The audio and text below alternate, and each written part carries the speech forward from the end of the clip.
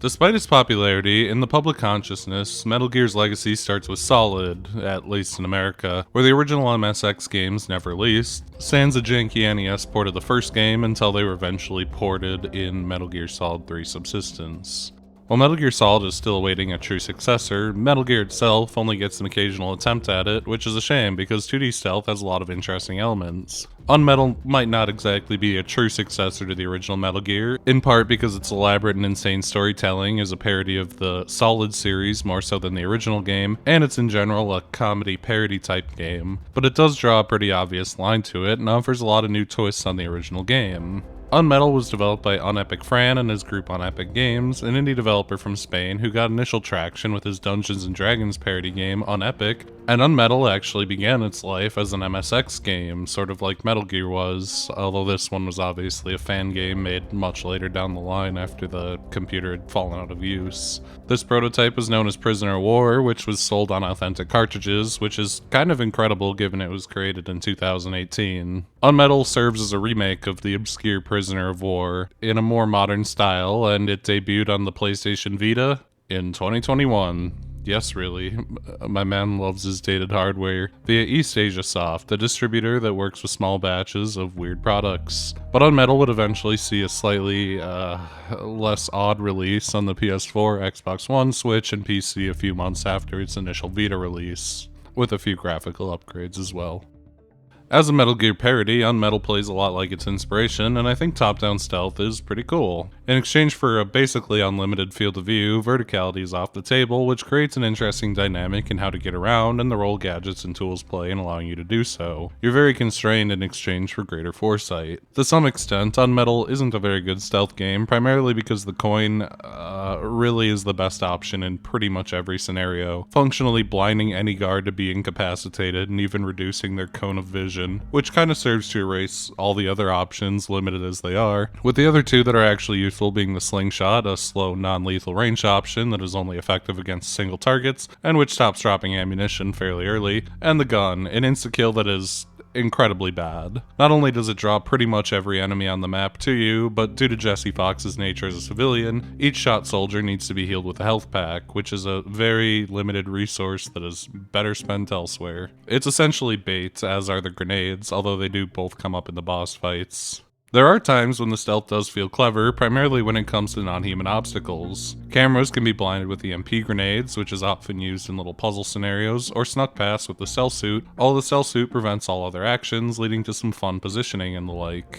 There's occasionally fun moments with the human stealth too, especially when patrols come into play, but it is admittedly pretty basic, mostly just basic line of sight play, stand near a crate to not get caught. Serviceable, but it would suffer without other ideas. Thankfully, other ideas are pretty plentiful, with my favorite being the sorta adventure gamey element to the whole game, with frequent but small and not frustrating inventory puzzles to create new items that are used to progress. These solutions often feel fairly obvious, but for the most part are satisfying as they contextualize the random junk you collect and utilize it in other ways. The other big feature is very, very minor RPG elements as a bit of spice and added replayability. Jesse levels up slowly for getting undetected knockouts or finding secret areas, which often contain grenades and other ammunition for whatever that's worth, and leveling up gives the option of 2 perks, usually ones that focus on a similar benefit from different angles, such as healing faster after using a medkit or applying bandages and health kits faster so that you can start healing more quickly, even if the rate of healing is lower, increasing health or increasing gun damage output.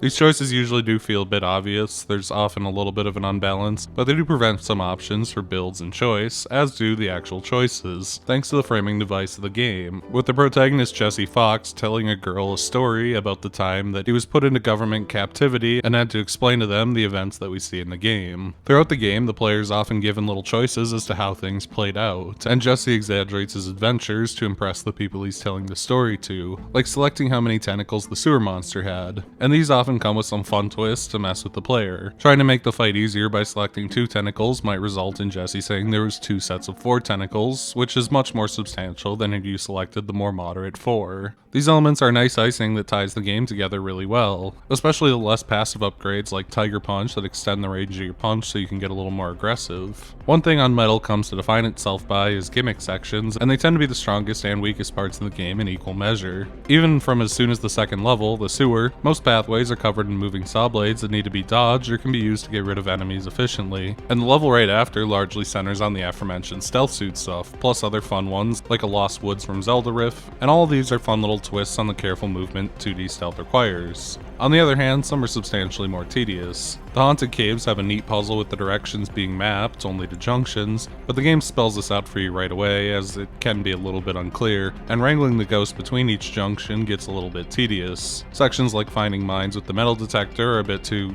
careful and slow. You're kind of just standing around and slowly beeping and working out the path, which grinds the game's pace to a halt a little bit. And stuff like weaving your scent against the wind to pass through some dogs feels like retry bait. And this even applies to the puzzles and choices at times too, like the pizza one towards the end, which is just a series of guesses and checks that require going through a room over and over to retry, without a real clear way of telling how you're supposed to solve it until you eventually stumble into the right answer.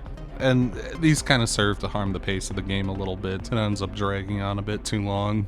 In general, the game might be a bit too long. While there are enjoyable bits throughout, 2D stealth has a pretty limited lifespan. With a lack of interesting gadgets and with a mixed bag of gimmicks, things do get kind of stale as progression only comes via more enemies. Had the game trimmed even a few hours and some of the more annoying gimmicks, it definitely would have flown a bit better and not worn out its welcome as fast. Bosses are generally okay. They're not stealth battles because those are hard enough in 3D, let alone 2D, and the original Metal Gear wasn't exactly trying to push the stealth boss envelope that early on either. The dodge roll is pretty much only useful here, although it occasionally gets you out of a jam in stealth, giving Jesse a bit of fun movement to dodge around boss attacks as they volley them out, and the guns, grenades, and rockets are really only useful here. Although bosses can be kind of repetitive, as they pretty much all just launch a volley of bullets or other projectiles, pause while you roll, let you shoot them 3 or 4 times, and go again. Some do have fun twists. General X needs to be stunned with EMP grenades to ruin his invisibility, and you have to figure out where he's hiding by figuring out where his bullets are coming from. And the tentacle boss will slowly knock down parts of the walkway you fight him on and summon hordes of rats. And most of them, like the samurai, are at least cool visually or conceptually, but there's never really a change in approach, just minor changes in the patterns of dodges.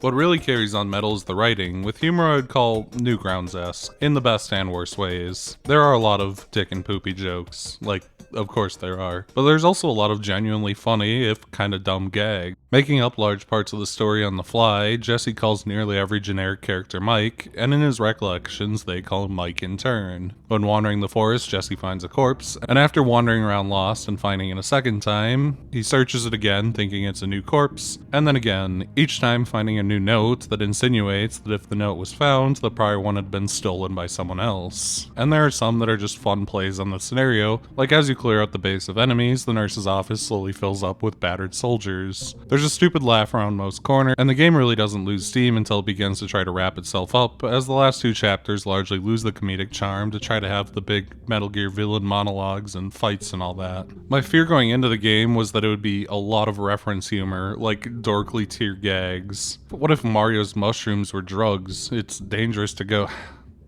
For fuck's sake, guys, you got so close. If I'm being fair, that dorkly-ass joke is the only one that's really offensive, and the I feel asleep gag was acceptable because this is a Metal Gear parody. Beyond those 2 minor instances, the game is much happier to be a collection of silly gags set in the framework of a Metal Gear 1 or 2 setting and story, and I quite frankly love it for that. It's very funny and enjoyable for almost all of its runtime. The voice acting also deserves a bit of attention, primarily Jesse Fox, the protagonist, who gives a halfway between Solid Snake and someone pretending to be cooler than he is, in part from the way he's written, and it's a really solid performance. And for what it's worth, everyone else does a decent job too, although mic quality can be a bit variable as to be expected from a project this size. The music is quite good too. It's probably the element of the game that feels the most like its source material, with really solid impressions of Metal Gear music, although I would say in general it leans much more towards the style of Solid, with a mixture of sharp dramatic music and lower key tracks that bounce back and forth over artificial bass lines, even if it sometimes walks the line of being a bit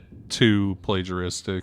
I think the musical identity is quite strong all around. Visuals are also nice, without being overly flashy or distracting. Major characters and bosses get really solid portraits, and Jesse especially does. Not to mention a good amount of visual variety despite the setting bouncing between outside of or inside of military bases, save a few with really detailed screens with little details all over. One of the later secret rooms in the game even has a dev diary full of very nice concept art that tells the origin of the game and its development through the Vita ports. It's adorable. There's also something to be said about making small animated sprites that look and animate well. Jesse and enemies are too small to have facial details, but have very strong silhouettes and colors that define every bit of their bodies so that no matter how busy the background is, the characters stand out really well, and they have very fluid movements for what limited animation they're able to have. UnMetal is a solid game, pardon my pun. For the issues it does have, largely repetitiveness even amongst its many gimmicks, and maybe taking itself a bit too seriously near the end, besides undercutting its own story in the last 30 seconds, it has a strong gameplay core that carries it pretty far, and an incredibly strong sense of humor that pushes it the rest of the way. There's a certain stupid type of gag it loves to tell, a Newgrounds type that often catches me off guard and makes me laugh. It's not gonna hit for everyone, but if that sounds like a good fit for you, it very much will be. It also happens to be a well-made and fun game most of the time, even if it loses me a bit towards the end. It's an enjoyable take on the 2D stealth genre, one that rarely sees innovation or iteration anymore, and I look forward to seeing what the Unepic team will do in the future with another dead genre if they choose to do so, because despite everything, they've endeared me with their humor.